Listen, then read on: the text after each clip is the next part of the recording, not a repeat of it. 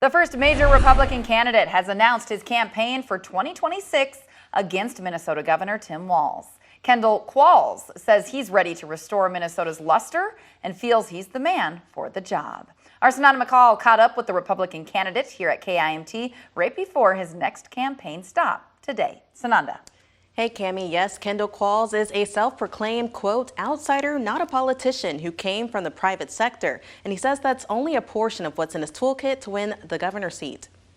Leadership is a lonely job. If you're in it to find friends, you need to get a dog. That's how Kendall Qualls describes the weight of leadership as he makes another run for governor of Minnesota in 2026. Qualls, a retired U.S. Army officer, healthcare executive, and businessman, first entered politics in 2020, running for Congress, followed by a bid for governor in 2022 against Scott Jensen. My name recognition wasn't as high as it is today. I have a story that's a classic American story. Now he's focusing on safe communities, economic growth, and public education reform. When he met with us Tuesday, on this very day, he says his campaign manager's car was stolen in Minneapolis, an incident that underscores his concerns about public safety. We didn't used to be a Detroit or Chicago. The violent crime rate is 45% higher today under Tim Walz than before he took office. Qualls also criticized Governor Tim Walz's handling of the George Floyd protest. In fact, according to his own words,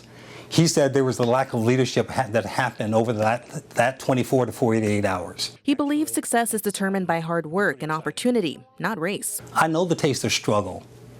And here's what I can tell you.